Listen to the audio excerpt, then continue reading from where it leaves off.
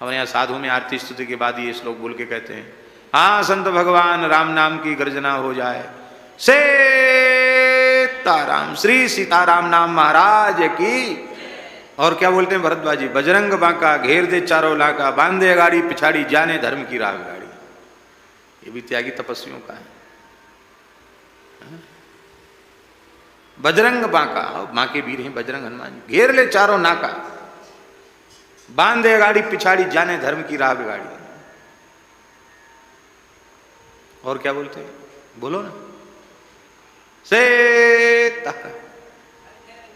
हाँ बोलने नहीं भरद्वाज जी संकोच कर, रंग है रंगीले का है, और दशरथ के छबीले का, कुंती के पांचों का और अंजनी के अकेले का। इसका अर्थ क्या है, रंग है रंगीले का। वृंदावन के ठाकुर हमारे ब्रज बिहारी ठाकुर, रंग है रंग, बड़े रंगीले ठाकुर हैं, इनका रंग है क्या कहना, सखी हो श्याम रंग रंगी। और किसका रंग है, बोले दशरथ के छबीले का, सो आनंद सिंधु सुख राशि, दशरथ के छबीले का रंग है। और कुंती के पांचों का, क्योंकि धर्मो विवर्धत युधिष्ठिर कीर्तने न, पापम प्रणश्यति ब्रकोदर कीर्तने न, शत्रुर्विनश्यति धनंजय कीर्तने न, माद्री सुतौ कथयताम न भवंति रोगा। प्रातः काल उठ करके धर्मराज युधिष्ठिर का नाम लेने से धर्म की वृद्धि होती है, भीमसेन का नाम लेने से पाप नष्ट हो जाते हैं, धनंजय का नाम लेने से शत्रु नष्ट हो जाते हैं। ये खुश हो रहा है, कम से कम इस बहाने हमारा नाम तो लेते हैं लोग। धनंजय नाम लेने से शत्रु नष्ट हो जाते हैं। और माद्री सुत माने नकुल सहदेव, इनका नाम लेने से शरीर आदि व्याधि से रहित हो जाता है। माद्री सुतौ कथयताम न भवंति रोगा। इसलिए कुंती के पांचों का, लेकिन अंजनी के, हनुमान जी का रंग भी अद्भुत, हनुमान जी की छवि भी अद्भुत, और युधिष्ठिर का धर्म हनुमान जी में है। हनुमान जी का नाम लेने से धर्म भी बढ़ेगा, हनुमान जी का नाम लेने से पाप भी नष्ट हो जाएंगे। कह तुलसीदास बस जा सुर, मारुत सुत मूरति विकट, संताप पाप तेहि पुरुष पहि, सपने हु नहीं आवत निकट। स्वर्ण शैल संकास कोटि रवि तरुण तेज घन, उर विशाल भुज दंड चंड नक वज्र वज्रतन, पिंग नयन भ्रुकुटी कराल रसना दसनानन, कपिस केश कर्कस लंगूर खल दलबल भानन। कह तुलसीदास बस जास उर, मारुत सुत मूरति विकट, संताप पाप तेहि पुरुष पहि, सपने हु नहीं आवत निकट। हनुमान जी का नाम लेने से शत्रु भी नष्ट हो जाएंगे, हनुमान जी का नाम लेने से आदि व्याधि भी समाप्त हो जाएगी। संकट कटे मिटे सब पीरा, अथवा नासे रोग हरे सब पीरा, जो सुमरे। इसलिए साधु में सब कहावतें ऐसी वैसी नहीं, खाली बोलते चले जाते हो, अर्थ का विचार नहीं करते हो। अंजनी के अकेले का, बोलो हनुमान जी महाराज की। ऐसे तरह तरह के दोहा बोल करके साधुओं में गर्जना करते हैं भगवान के नाम की। इसलिए राम कहत चल, राम कहत चल, राम कहत चल भाई रे, नाही तो भव बिगार मह पर है, छूटत अति कठिनाई रे। ये बेगार क्या है? ये बेगार जो है ना, एक बड़ा पुराना शब्द है। हमारे इस देश में मुगल काल में और अंग्रेजी शासन काल में ये कुरीति मानव समाज में आई, लोक में आई। ये कुरीति एक बड़ी भारी कुरीति है और बहुत क्रूरता है। बुरा नहीं मानना, मानो तो मान जाओ, उसकी भी कोई परवाह नहीं। आज यंत्र का युग है, मशीन का युग है। हजारों लोग जिस काम में लगते थे, अब बहुत थोड़े लोग मिलकर के वो काम केवल मशीनों के माध्यम से कर लेते हैं। जिस जमाने में यंत्र का युग नहीं था, उस जमाने में पहाड़ों की चोटियों पर किले बनाए गए। कैसे? तो बड़ी बड़ी शिलाओं को चढ़ाया हो, इतनी मोटी मोटी सरदल, एक एक 1.5 फीट चौड़ी और 20-20, 25-25 फुट की सरदल कैसे चढ़ाई होंगी? कितने बैल लगे होंगे, ऊंट लगे होंगे, हाथी घोड़े लगे, भगवान जाने कैसे चढ़ाया होगा, क्या किया होगा। आज उन किलों की मरम्मत कराने का धन सरकार के पास नहीं है। नया बनाने की बात तो छोड़ दो, मरम्मत नहीं करी जा सकती। इतने किले हैं भारतवर्ष में, खंडर हो रहे हैं, घास खड़ी है, गिर रहे हैं, चमगादड़ों का बसेरा है, भूत प्रेत रह रहे हैं, घास जमी है उन पर। आखिर ऐसा हुआ क्यों? ऐसा क्यों हुआ?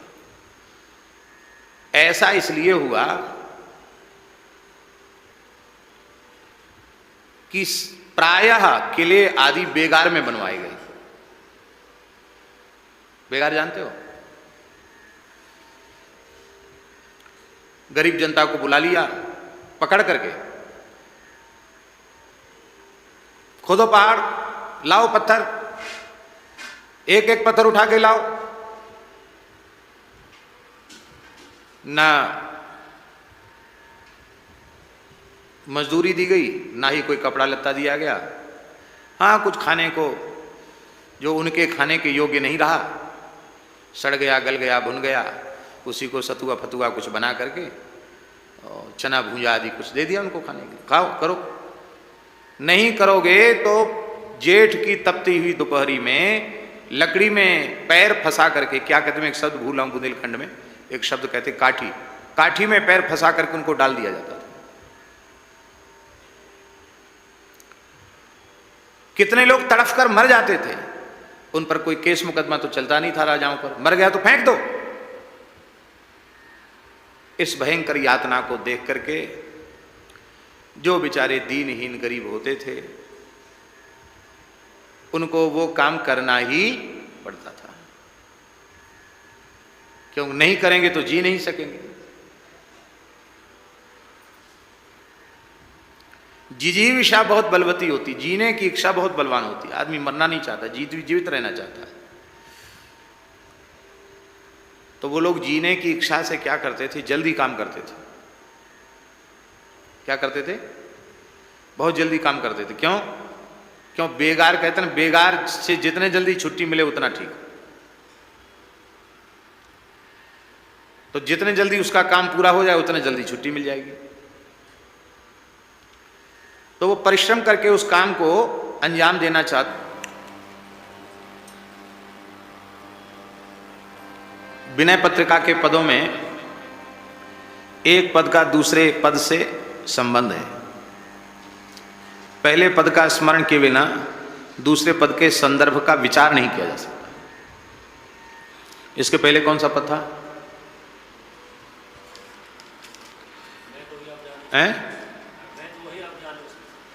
ये पद था ना, मैं तो ही अब जानो संसार। अब क्या कह रहे हैं? राम कहत चल, राम कहत चल, राम कहत चल भाई रे।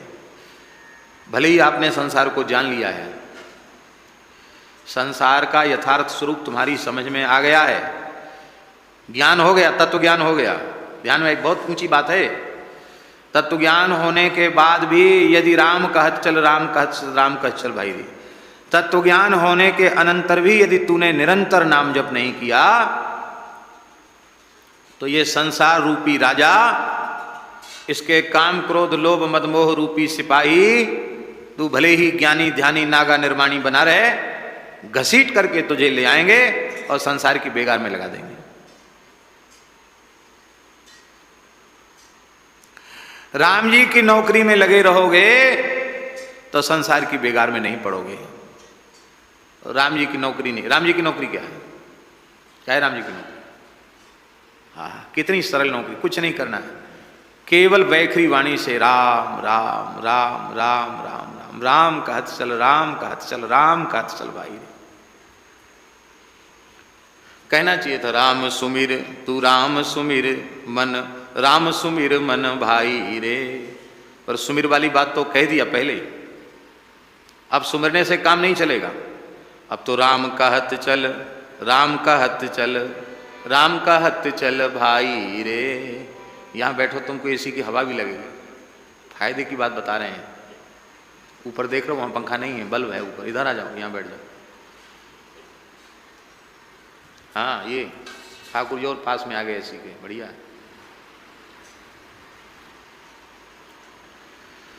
क्या प्यारी बात है।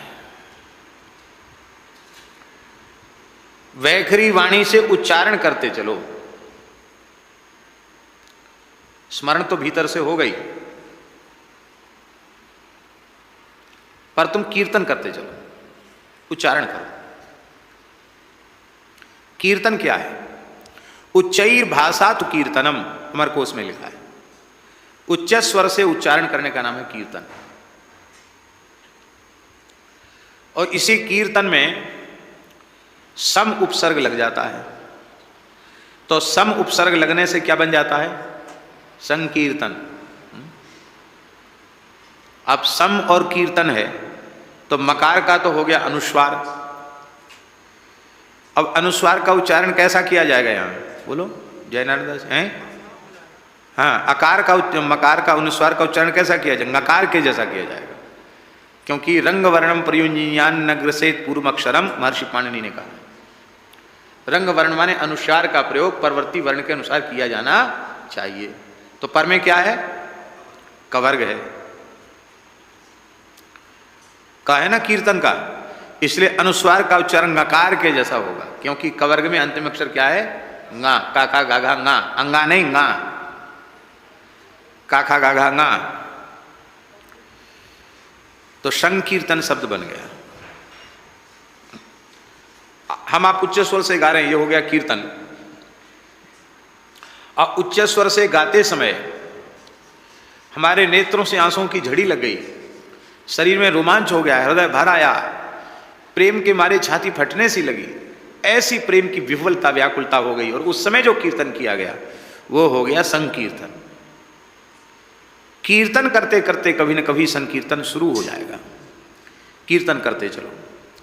उच्च स्वर से उच्चारण की बात क्यों कर रहे हैं गोस्वामी तुलसीदास जी?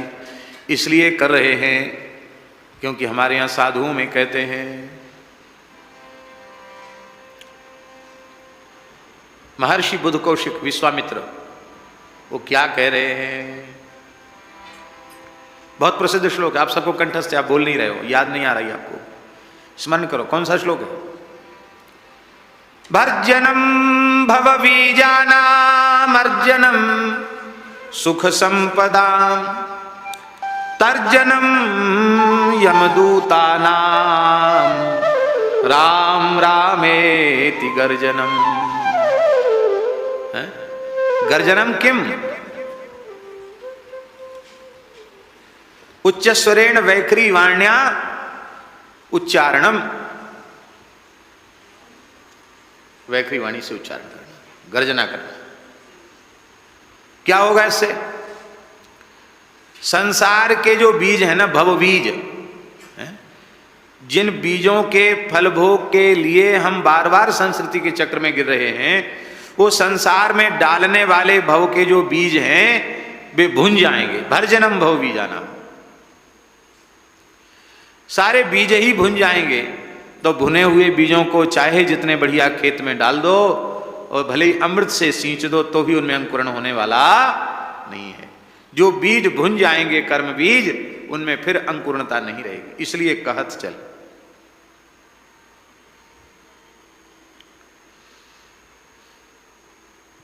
और क्या? अर्जनम सुख संपदाम, तू सुख रूपी संपत्ति का अर्जन करना चाह, सुख संपत्ति का अर्जन करना चाहता है ना, जिसे तू सुख संपत्ति समझ रहा है वो सुख संपत्ति नहीं है, वो दुख और विपत्ति ही है।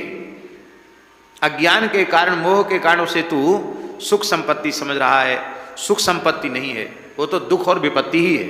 इस दुख और विपत्ति से छूटने की इच्छा है और असली सुख संपत्ति प्राप्त करने की इच्छा है, तो तू श्री राम नाम की गर्जना कर। और बहुत डर रहा है ना कि अरे राम राम, पाप से बचना बड़ा कठिन है, जाने अनजाने बहुत से पाप बन जाते हैं। बहुत बार तो ऐसा होता है कि यह पाप है, ये समझने में भी समय लग जाता है, कई बार समझ में आने पर भी छूटता नहीं।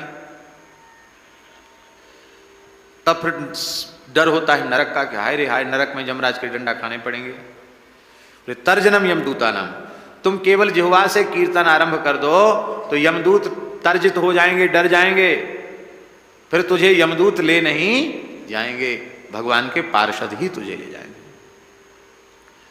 क्या करो इसके लिए? बोले राम रामेति गर्जनम, श्री राम श्री राम, इसकी गर्जना करो। इसलिए कोई काम छोड़ना नहीं है। राम कहत चल, राम कहत चल, राम कहत चल भाई रे।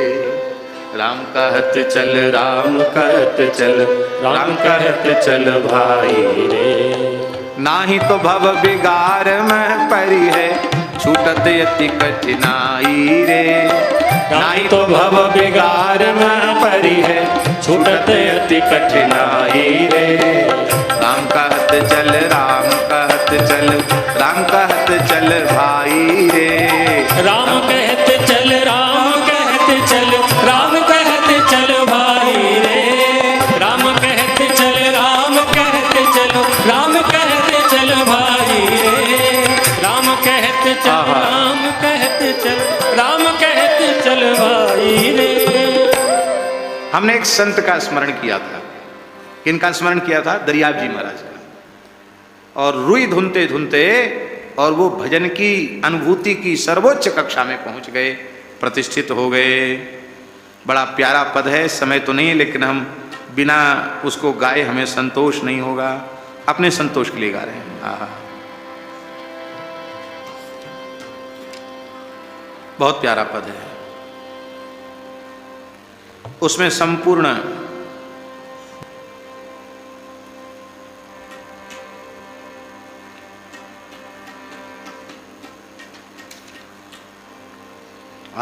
क्या कहना।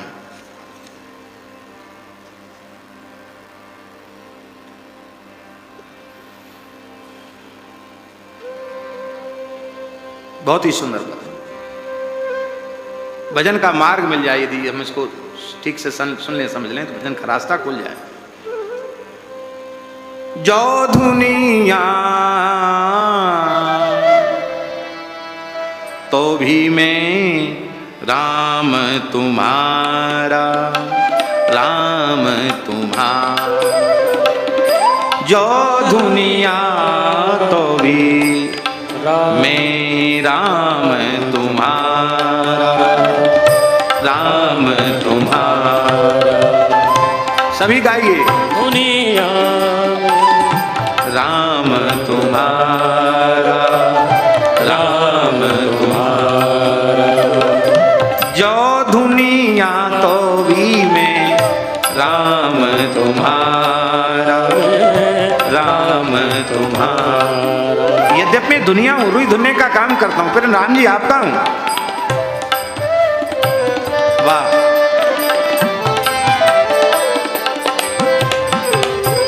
अधम कमीना जाति मति हीना, अधम कमीना जाति मत हीना। तुम तो हो सिरताज हमारा, सिरताज हमारा।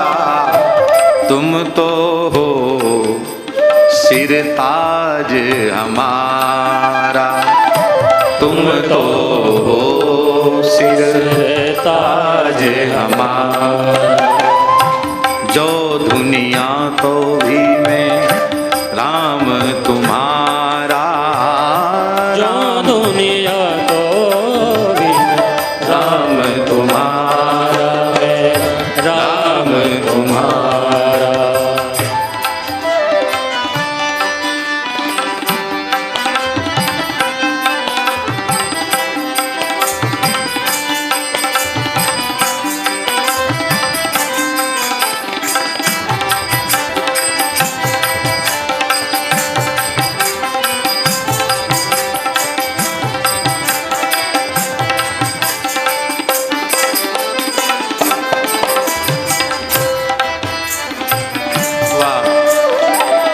राम तुम्हारा, राम तुम्हारा, राम तुम्हारा, राम तुम्हारा।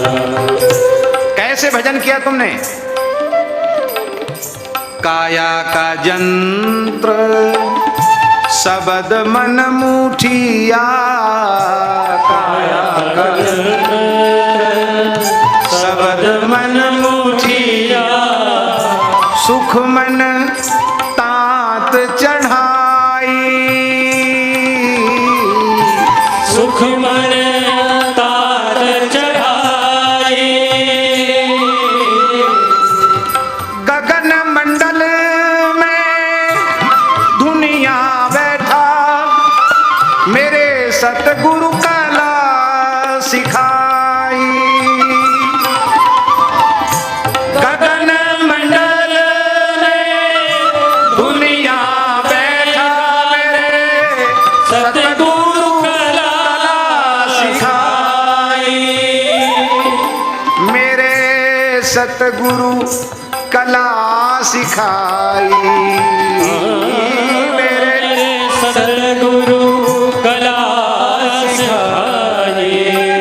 जो दुनिया तो भी में राम तुम्हारा, राम तुम्हारा। जो दुनिया तो भी है राम तुम्हारा, राम तुम्हारा।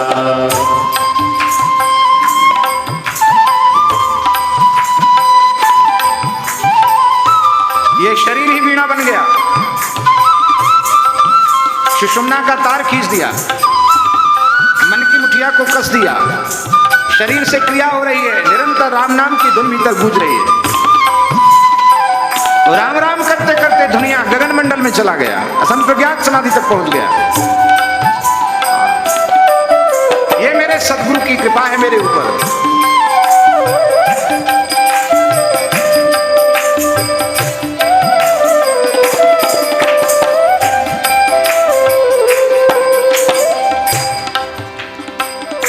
पाप पान हर कुबुध कांकड़ा, सहज सहज झड़ जाई। हाँ पाप पान हर कुबुध कांकड़ा, सहज सहज झड़ जाई। गुंडी गांठ रहन नहीं पावे, गुंडी गांठ रहन नहीं पावे। एक रंगी हुए आई, एक रंगी हुए आई। जो दुनिया तो भी में राम तुम्हारा, राम तुम्हारा। जो दुनिया को भी में राम तुम्हारा, राम तुम्हारा। हमारे काम से स्वकर्मणा तमभ्यर्च सिद्धिम विन्दति मानवा। हमारे काम से हमारे राम जी खुश हो गए, क्योंकि वो काम काम नहीं था, वो सेवा नहीं, वो अर्चन था। अर्चन से प्रभु प्रसन्न हुए और प्रसन्न होकर क्या किया? एक रंग हुआ, एक रंगा हो गया, एक रंग हुआ भरा हरी चोला। एक रंग हुआ भरा हरी चोला। हरि कहे कहा दिलाऊं, हरि कहे कहा दिलाऊं।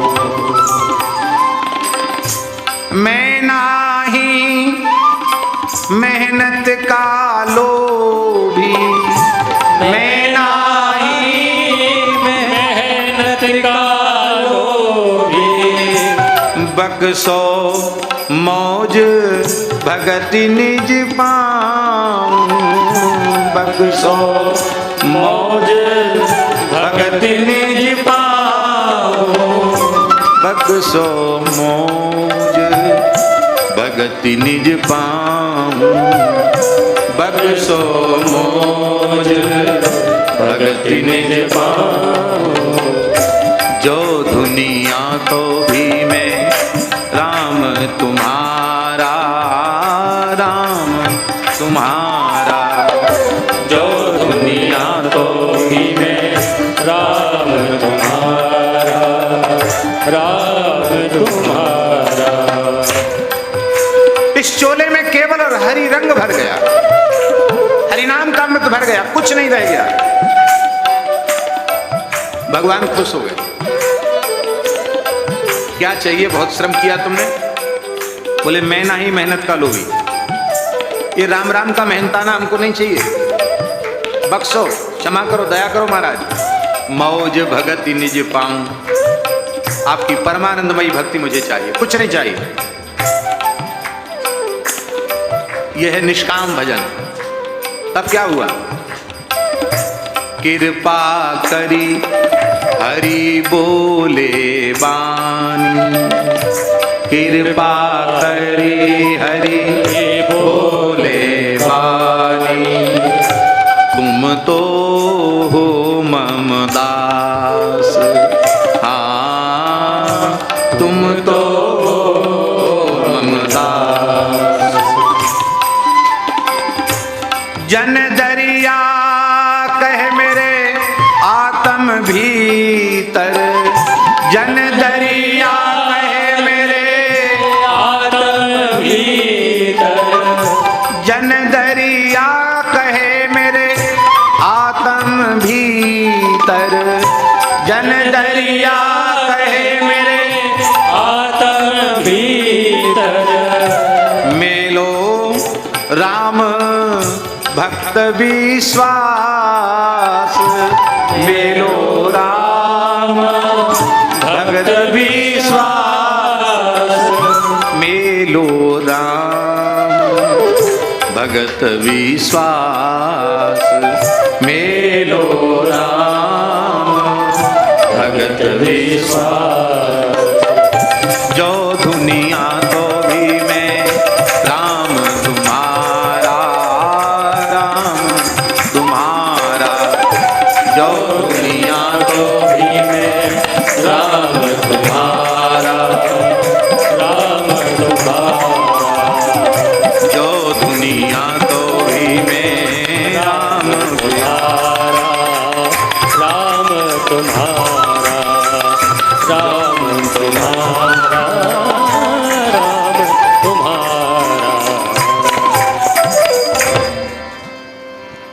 जय जय श्री राधे। ये कोई भी काम भजन में बाधक नहीं है। क्या कहें, एक बात ऐसी है, चलते फिरते उठते बैठते सोते खाते पीते जगते हर समय भगवान नाम लेना चाहिए। मलमूत्र त्याग की क्रिया के काल में भी मानसिक नाम का स्मरण संभव है, क्योंकि शरीर अशुद्ध है पर मन उस समय भी भगवान की स्मृति कर सकता है। एक कथा हमने गुरुजनों के मुख से सुनी, बड़ी प्रेरक कथा है। उस कथा का प्रयोजन समझना आप। सनकादिकों ने जय विजय को शाप दिया कि 3 जन्म तक तुमको असुर कुल में जन्म लेना पड़ेगा। 3 जन्म द्विज वचन प्रमाना। पहले जन्म में हिरण्यकशिपु हिरण्याक्ष, दूसरे जन्म में रावण,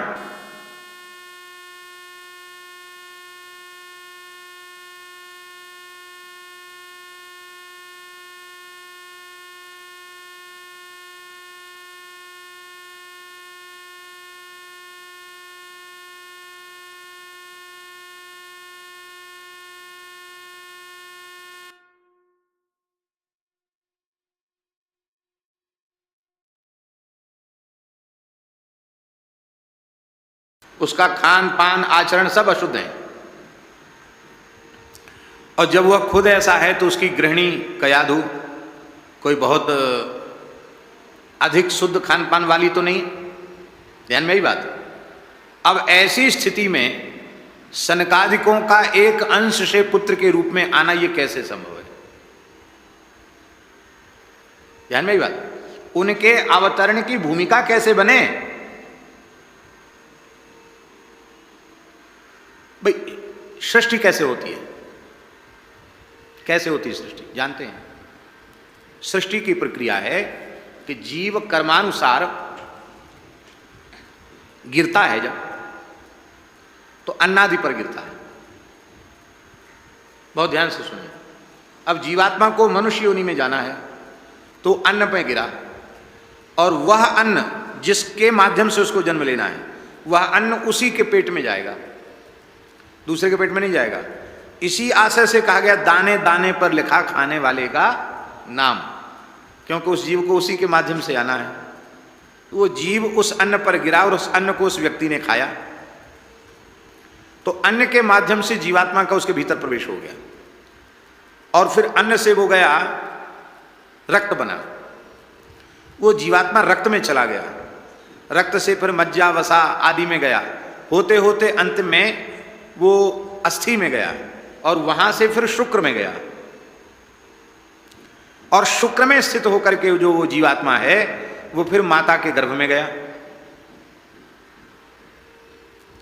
और माता के रज के साथ मिलकर के शरीर ने आकार लिया। ये उसकी प्रक्रिया है। ऐसे नहीं कि कोई पेट में बच्चा हो जाता और फिर जीवात्मा घुसता हो अलग से, ऐसा नहीं है। वो उसी में साथ रहता है, शुक्र में स्थित रहता है। ये उसकी प्रक्रिया है। अब इस प्रक्रिया से आना है प्रहलाद जी को। कैसे आना? अब आ तो गए, उसके पेट में भी चले गए, लेकिन अब गर्भ में जाना है, कैसे जाएं? तो सबसे पहले हिरण्यकशिपु के मन में तपस्या का विचार है। क्या विचार आया? मैं तपस्या करूंगा, मेरे भाई की एक कसर रहेगी, तो उसने तपस्या नहीं की थी, इसलिए भगवान 12 के हाथ से मारा गया। मैं तपस्या करके बहुत शक्ति प्राप्त करूंगा, अजर अमर हो जाऊंगा। तो तपस्या करने का विचार, भले ही वो दूसरी कामना लेकर के है, लेकिन तप का विचार एक धार्मिक उत्तम विचार है। तपस्या के नाम पर हो गया। अभी प्रहलाद जी तो गर्भ में आए नहीं, तो भगवान नारायण ने नारद जी को भेजा, बोले तुम हमारे मन की विभूति हो। प्रहलाद जी सनकादिक भगवान गर्भ में जाना चाहते हैं, और ये अन्न खाएगा, अब तब गर्भ में जाएंगे, तो कुछ ऐसा करो कि प्रहलाद जी के प्रकट होने की भूमिका का निर्माण हो जाए। नारद जी बोले जो आज्ञा। तो नारद जी ने तोता का रूप बनाया। किसका रूप बनाया? तोता का। और तोता का रूप बना के नारद जी जहां ये तपस्या कर रहा था, हिरण्यकशिपु ऊर्ध्वबाहु होकर के, अंगूठे के बल पर खड़ा होकर के ऐसे हाथ करके ओम ब्रह्मणे नमः, ओम ब्रह्मणे नमः, ओम ब्रह्मणे नमः ये कर रहा था। और नारद जी तोता के रूप में जाकर बोले नारायण नारायण नारायण नारायण नारायण नारायण नारायण नारायण नारायण नारायण। तिलमिला उठा, भजन में बाधा पड़ी इसके। आंख टेढ़ी करके बोला कि बड़ा दुष्ट तोता है, मेरे भाई के प्राण जिसने ले लिए, मेरे शत्रु का नाम लेता है। बड़ी जोर से गर्जना किया, तोता उड़ गया। अंतर्धान, वो तो नारद जी थे, अंतर्धान। फिर तपस्या में लगा। फिर नारद जी आ गए। नारायण नारायण नारायण नारायण राम राम राम, गोविंद गोविंद, मुकुंद मुकुंद, माधव नारायण, विष्णु केशव अनंत। अरे तो बड़ा दुष्ट है, ये तो पूरा सहस्रनामावली बोलता चला जा रहा है, हमारे शत्रु का नाम लेता है। फिर चिल्लाया नारद जी, फिर अंतर्धान। बोले कि तो लगता है तपस्या का मुहूर्त अच्छा नहीं, दूसरी जगह चलो, जगह ठीक नहीं, ये दुष्ट तोता पीछे पड़ा, तपस्या नहीं करने देगा। क्रोध करने से तपस्या का नाश भी होता है। दूसरी जगह चला गया, वहां भी नारद जी नारायण नारायण नारायण नारायण, परेशान कर लिया इसको। जब पकड़ने दौड़े देखे तो दिखाई न पड़े, है तोता। बैठ जाओ। तो महाराज क्या हुआ?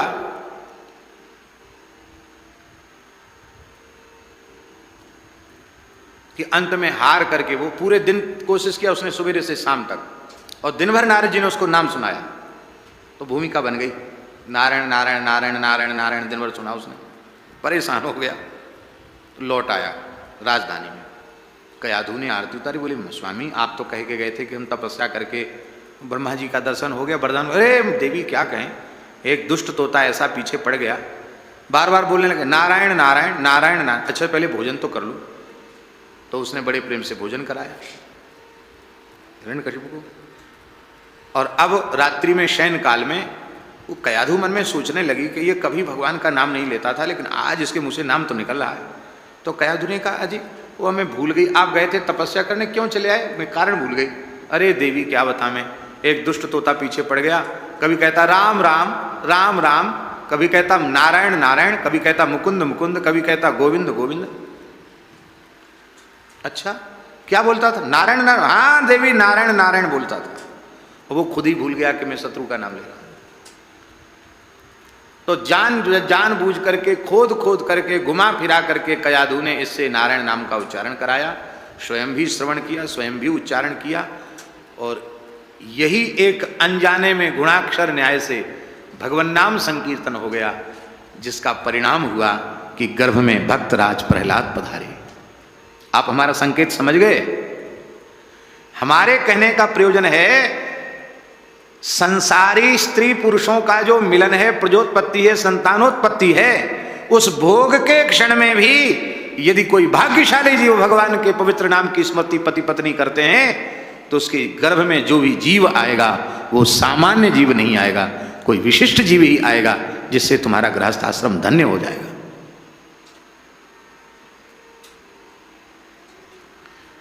इसका मतलब ये नहीं कि ऐसी अवस्था में ही नाम लो, बाकी समय राम राम मत करो।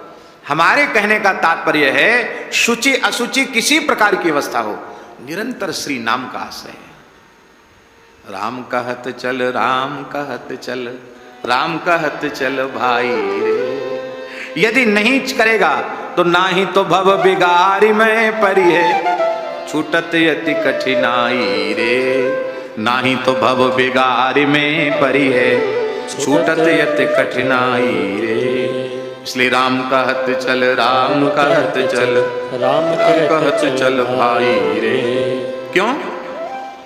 क्योंकि जो राम जी की सेवा करने लग गया, राम जी की पूजा भक्ति करने लग गया, उसको इस संसार रूपी राजा को इतनी ताकत कहाँ है कि राम जी की भजन में लगे हुए जीव को वो अपनी बेगार में लगावे, उसको बेगार में नहीं लगा सकता। 3 बार कहा राम कहत चल राम कहत चल राम कहत चल भाई रे। ये 3 बार क्यों कहा? बोले 3 बार इसलिए कहा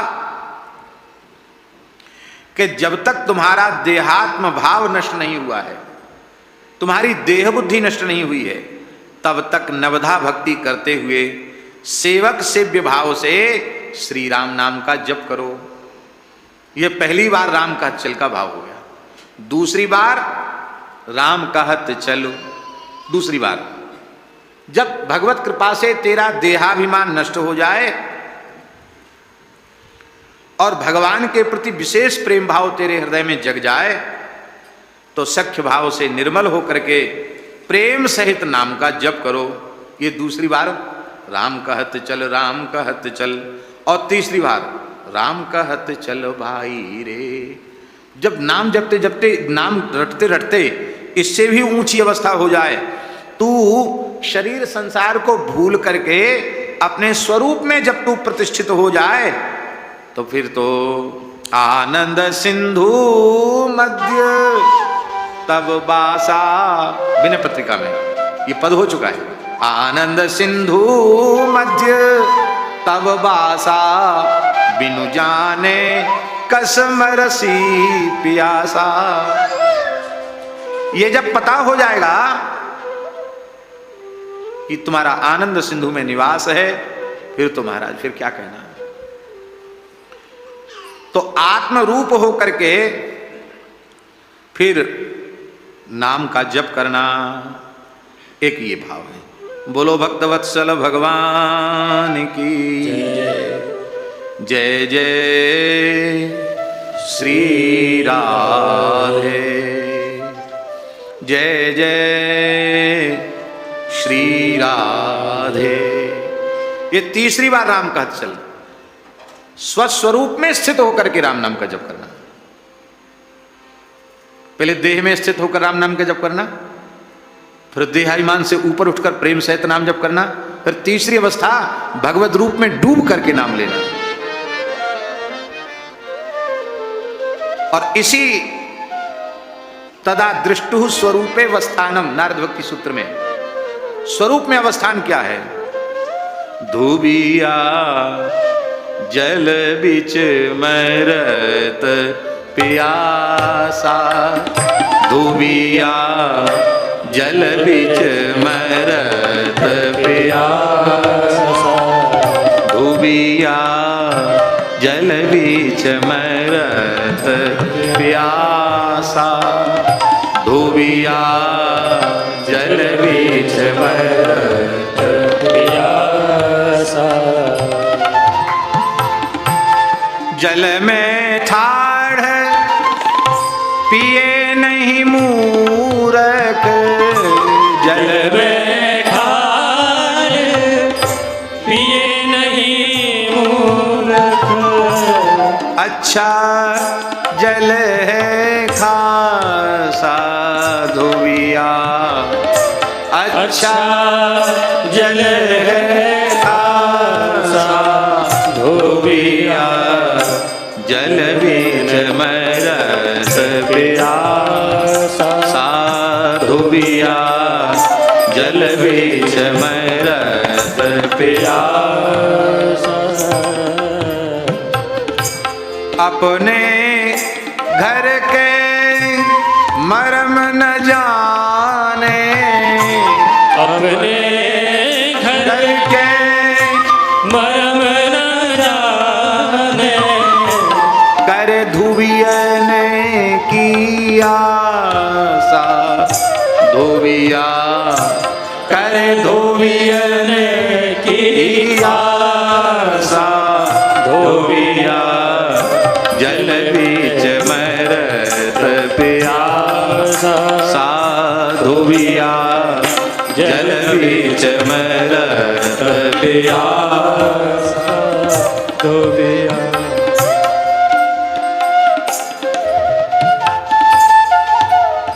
आहा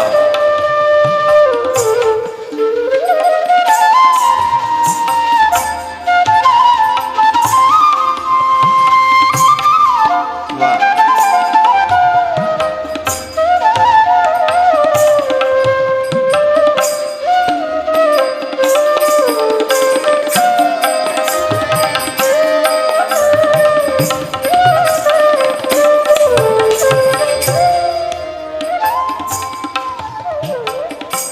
छिन में धोविया रोवे धोवे, छिन में धोविया रोवे धोवे, छिन में होए उदासा,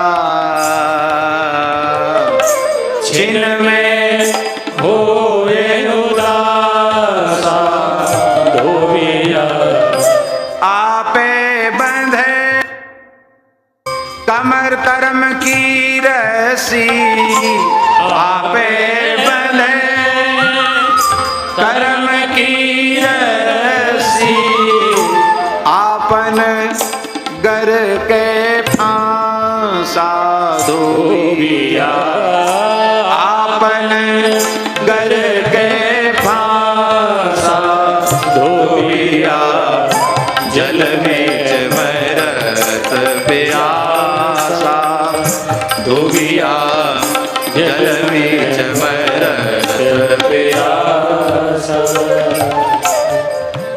यह है संकेत श्री कबीरदास जी का स्वरूप में स्थित होकर के नाम जप करना। यह कैसे होगा? सच्चा साबुन ले ही न मूरख, सच्चा साधन ले न मूरख, है संतन के पासा, है संतन के पासा,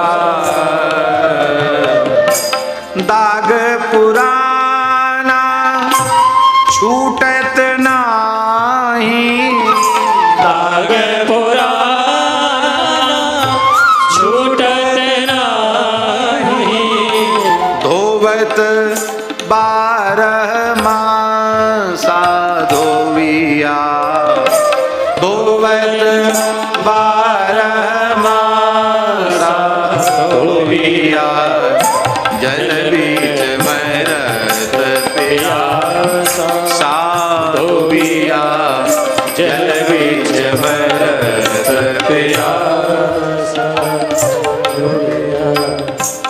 अब एक और विशेष बात, भजन में विक्षेप नहीं आना चाहिए। आज माला फेर लिया, कल नहीं फेरा, परसों नहीं फेरा, ऐसा नहीं। रोज भजन करो, अखंड भजन करो। एक राती को जोर लगावे, एक राती को जोर लगावे, छोड़ दिए भरी मासा धोविया, छोड़ दिए घर भाई धोबिया, छोड़ दिए भरी मासा धोविया, छोड़ दिए भरी मासा धोबिया। कहे कबीर सुनो भाई साधो, कहते कबीर सुनो भाई साधो, कहे कबीर सुनो भाई साधो, कहते कबीर सुनो भाई साधो, आछत अन्न उपासा धोविया, आछत अन्न उपासा धोविया, जल बीच मरत प्यासा धोविया, जल बीच मरत प्यासा धोविया, जल बीच मरत प्यासा धोविया, जल बीच मरत प्यासा धोविया, जल बीच मरत प्यासा, जल बीच मरत प्यासा, जल बीच मरत प्यासा। इसलिए पहले एक कोई चिंता की बात नहीं, हम देह में स्थित होकर के नाम जप करें। नाम जपते जपते प्रेम हो जाएगा तो भगवत भाव में स्थित होकर के जपेंगे, फिर और ऊंची अवस्था होगी तो भगवान में डूब करके आत्म स्वरूप में स्थित होकर। इसलिए 3 बार राम कहत चल, राम कहत चल, राम, अथवा दैहिक दैविक भौतिक तीनों प्रकार के तापों का शमन करने वाला राम नाम है। इसलिए दैहिक दैविक और भौतिक तीनों तापों से छुटकारा, इसे 3 बार कहा। अथवा मन वाणी क्रिया से नाम में लग जाए, अथवा 3 मकारों को एक करके जपो। 3 मकार हैं, 3 मकार को एक करके जपोगे तो जप का पूरा स्वाद मिलेगा। बहुत ध्यान से सुने कौन कौन है। एक मकार है ये, इसको क्या कहते हैं? माला। माला में माँ है कि नहीं? और माला में ये जो दाना है इसको क्या कहते हैं? मन का। ये भी मकार है कि नहीं? और मन में भी माँ है कि नहीं? और मंत्र में भी माँ है कि नहीं? माँ माने माला का मन का, माँ माने मन, और माँ माने मंत्र। मंत्र मन मन का तीनों को एक करके जपो तो 3 हो गए ना। इसलिए राम कहत चल, राम कहत चल, राम कहत चल भाई। ऐसा नहीं करोगे तो बहुत बेगारी में पड़े। किसी न किसी बेगारी में तुमको पकड़ लिया जाएगा, और पकड़ लिया जाएगा तो फिर पकड़े जाने के बाद फिर छूटना मुश्किल है।